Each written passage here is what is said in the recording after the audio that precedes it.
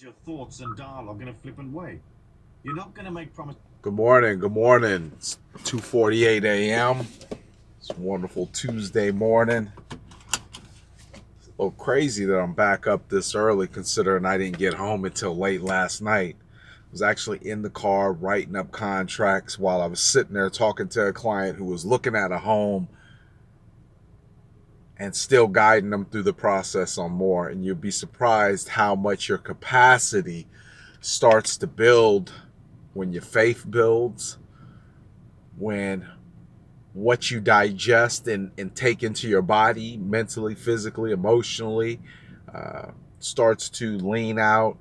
And when you physically push your body, I believe getting up early in the morning is more of a mental thing than a physical, because your mind is still trying to tell your body that we should be getting rest and sleep, and you're able to reverse that and say, no, we need to get up and we need to go because today is a fabulous day, and it's unlike any other day that we'll ever have. So let's go ahead and make the most of it. So I guess what I'm saying right now is I challenge you to ask yourself, what is it that you really believe? And really consider that question, is what is it that you really believe?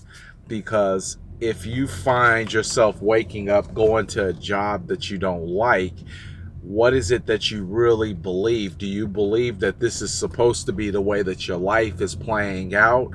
Do you believe that you're intended to work and procreate and then die? What do you believe? Because I am at the point in my life that I believe that I can have, do, be anything I want to be, and all I have to do is continuously believe. So I guess the short of it is, what do you believe?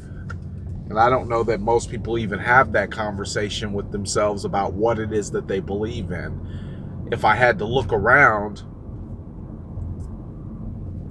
and I had to estimate, green green smoothie, I would have to say that people believe that they're less than they actually are, meaning their abilities, what they can do, who they can be, is less than who they can actually, or who they're actually portraying or acting it out as. And why? I don't know. I was listening to something this morning, and he talked about how he would input certain disciplines in his life in order to condition himself, and he would go to a degree of discipline that would be so far outrageous is that anything underneath that would be simple. I think what you believe, or who you believe you are, is directly tied to your discipline. I think if you have a lack of discipline when it comes to eating, well, then that's probably why you believe that you're heavy, versus the reverse of that. If you have discipline in eating, then you believe that you have the ability to have a great body, a great energy, great power, right? But has the question ever really been posed, what do you believe? I believe in God. I believe I'm highly disciplined. I believe I'm great. I believe that I'm on this earth's plane for a purpose. My purpose keeps being played out every single day. Every time I help somebody, my purpose is played out. Because had it been somebody else sitting with this individual, maybe they wouldn't have went through with the home buying process.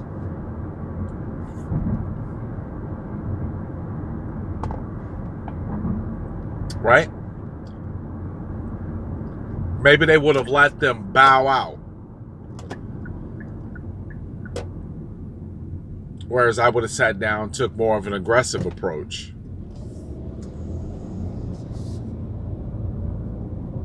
Right?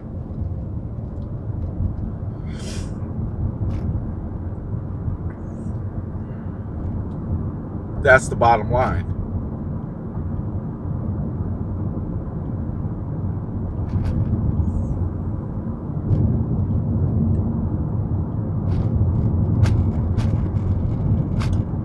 If you wake up thinking that all you are is an employee, that's about what you're going to get.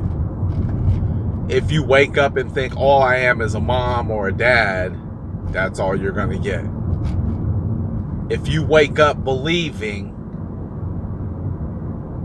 that you're unique, one of a kind, great, that's what you'll get. And if you tell yourself that long enough, you'll start to see you separate your genuine self from the rest of the world, because there's nobody like you. It took me so long to find my true self, to find who I really, really am, and get to a point, or still working to get to that point, of being comfortable with who that person is.